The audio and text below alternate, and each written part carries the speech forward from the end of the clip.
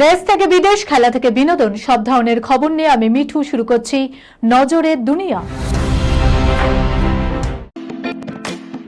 Lake view হাসপাতাল, সময় অসময় সব সময় আমাদের পরিষেবা modular OT, paediatric surgery, plastic surgery, general surgery, neuro surgery, urology, gastroenterology, gynaecology, orthopaedic, ENT, chest সমস্ত অভিজ্ঞ চিকিৎসকদের দ্বারা চিকিৎসা করা হয়। সর্বোন্নত আইসিইউ, এইচডিইউ, প্যাথোলজি, সমস্ত রকমের USG, CT scan, X-ray, FNAC, biopsy, tapping. শুধুমাত্র আমরাই পারি স্বল্প মূল্যে অত্যাধুনিক প্রযুক্তির চিকিৎসা, কলকাতা ও হায়দ্রাবাদের বিশেষজ্ঞ চিকিৎসকদের সুপরামর্শ, নিজস্ব ফার্মাসিতে 20% ছাড়ে ওষুধ, প্রতি রবিবার প্রসূতি মায়েদের বিনামূল্যে ইউএসজি পরিষেবা। ঠিকানা লেক ভিউ হাসপাতাল, লালদিঘি মোহনা বাসস্ট্যান্ডের পিছনে, বহরমপুর, মুর্শিদাবাদ। গ্রোক বিতর্কের মাঝে এক্স বিভ্রাট, বিশ্বজুড়ে কেন থমকে ইলন মাস্কের সংস্থার পরিষেবা? দেখুন, সমাজ মাধ্যমে এক্স বিভ্রাট, যার জেরে শুক্রবার বিশ্বজুড়ে হাজার হাজার ব্যবহারকারী সমস্যায় পড়েছিলেন। টাইমলাইনে ঢোকা, পোস্ট করা বা অন্য কারো পোস্ট দেখা তো দূরের কথা, ব্যবহারকারীরা লগ ইন করতেই পারছিলেন না। ডাউন ডিরেক্টরের দেওয়া তথ্য অনুযায়ী ইলন মাস্কের সমাজ মাধ্যমে এক্স আমেরিকা যুক্তরাষ্ট্রের সকাল 10:22 পর্যন্ত 62,000-এরও বেশি জনের সমস্যা সংক্রান্ত বিষয়ে জানা গিয়েছে। আমেরিকায় অন্তত 11,000 ও ভারতে 3,000 অভিযোগ ইতিমধ্যে জমা পড়েছে। কেন এই সমস্যা তা নিয়ে চিন্তিত অনেকেই।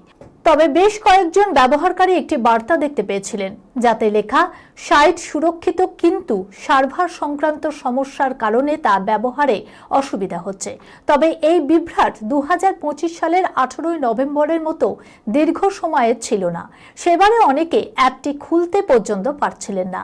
এবারে বিভ্রাট 1.5 ঘন্টার বেশি ছিল না। বিশ্বজুড়ে গ্রোক বিতর্কে এমনিতেই বারবার সমালোচনার মুখে পড়েছে মাস্কের এই সংস্থা। সেই বিতর্কের মাঝেই এই বিভ্রাট। শৈত্যপ্রবাহের মাঝে দূষণে দমবন্ধ দিল্লি, লাগু হলো গ্রাপ 3 বিধিনিষেধ। দূষণের হাত থেকে আর যেন নিস্তার নেই দিল্লির। রাজধানীতে শৈত্যপ্রবাহের মাঝেও দাপাচ্ছে ভয়াবহ দূষণ। এই পরিস্থিতিতে দিল্লি এনসিআর জুড়ে লাগু হলো গ্রেডেড রেসপন্স অ্যাকশন প্ল্যানের অধীনে 3য় স্তর তথা গ্রাপ 3 বিধিনিষেধ।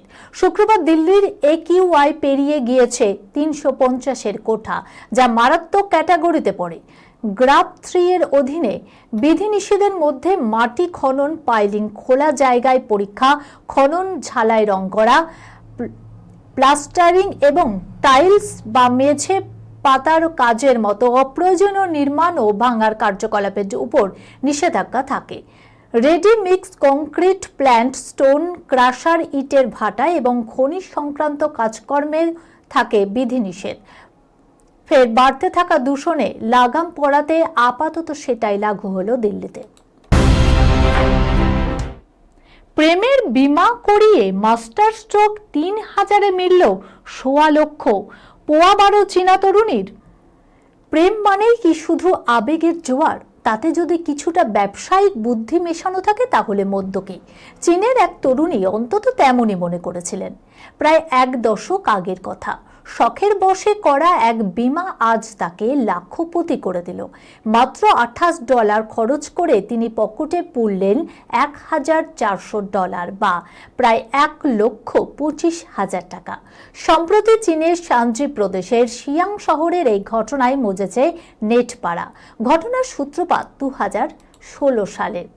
তখন উ নামের ওই তরুণী এবং তার প্রেমিক ওয়াং দুজনেই স্কুলের পড়ুয়া। হুজুগের বশেই China life property and casualty insurance থেকে একটি লাভ ইন্স্যুরেন্স বা প্রেমের বীমা কেনেন উ। শর্ত ছিল সহজ, বীমা কেনার 3 থেকে 10 বছরের মধ্যে যদি ওই যুগল বিয়ে করেন তবে মিলবে 10,000 ইউয়ান অথবা 10,000 লাল গোলাপ। প্রেমিকা যখন বিমাটি কিনে উপহার দিয়েছিলেন, ওয়াংয়ের প্রথম প্রতিক্রিয়া ছিল মেয়েটা নিখাত ঠকেছে। জালিয়াতের ভয়ে কুঁকড়ে গিয়েছিলেন তিনি। কিন্তু প্রেম যেন শুধু অন্ধ নয়, হিসেবিও হতে পারে। তা প্রমাণ হলো গত অক্টোবর মাসে। স্কুল জীবনে সেই প্রেম গড়িয়েছে ছাদনাতলায়। বীমা সংস্থা তাদের অপশন দিয়েছিল নগদ টাকা নেবেন নাকি 10,000 গোলাপ। নবদম্পতির সাপ জবাব, বিয়ে মিটে গিয়েছে, এখন 10,000 গোলাপ দিয়ে কি করব, অত ফুল শুকিয়ে যাবে। তাই তারা নগদ টাকাটাই বেছে নিয়েছেন। নথিপত্র জমা দিলেই হাতে আসবে 1,25,000 টাকা। চীনে একসময় এই ধরনের বীমা বেশ জনপ্রিয় হয়েছিল, কিন্তু পরে ব্যবসায়িক ক্ষতির আশঙ্কায় 2017 সাল থেকে এই স্কিম বন্ধ করে দেয় সংস্থাগুলি। তবে যারা আগে কিনেছিলেন তাদের বীমা এখনো বৈধ। কোন সিং কাপুর নন, ডন 3কে বাঁচাতে শাহরুখ খানেই ভরসা, কিন্তু কিং রাখলেন বড়সড় শর্ত। কি শর্ত দেখুন।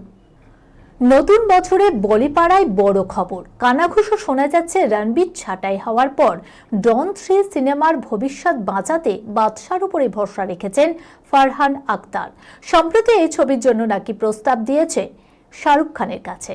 এই মুহূর্তে কন্যা সুহানা খানের বলিউড অভিষেকের জন্য কিং এর প্রস্তুতিতে ব্যস্ত সুপারস্টার। সেই সিনেমা যে 26-এর বক্স অফিসের গেম চেঞ্জার হতে চলেছে তা হলফ করে বলাই যায়। এদিকে কিং মুক্তির অপেক্ষায় যখন বাদশা ভক্তদের অ্যাড্রিনালিন রাজ তুঙ্গে, তখন এমন আবহে জানা গেল ডনের আইকনিক চরিত্রে অভিনয়ের জন্য ফের শাহরুখ খানের দ্বারস্থ হয়েছে নির্মাতারা। বলিউড মাধ্যমের খবর, প্রাথমিকভাবে সবুজ সংকেত দিলেও প্রযোজনা সংস্থার কাছে নাকি বড় সড় শর্ত রেখেছেন কিং খান।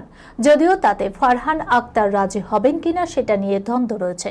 জানা যায় শাহরুখ ডন ফ্র্যাঞ্চাইজিতে অ্যাড লিখে চাইছেন, তবে এক্ষেত্রে কোন ভূমিকায় থাকবেন জওয়ান পরিচালক সেটা খোলসা করেননি কিং খান।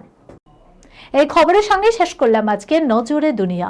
আপনারা দেখছেন টিভি 24 বাংলা, সংবাদ বিনোদন সারাদিন সারাক্ষণ।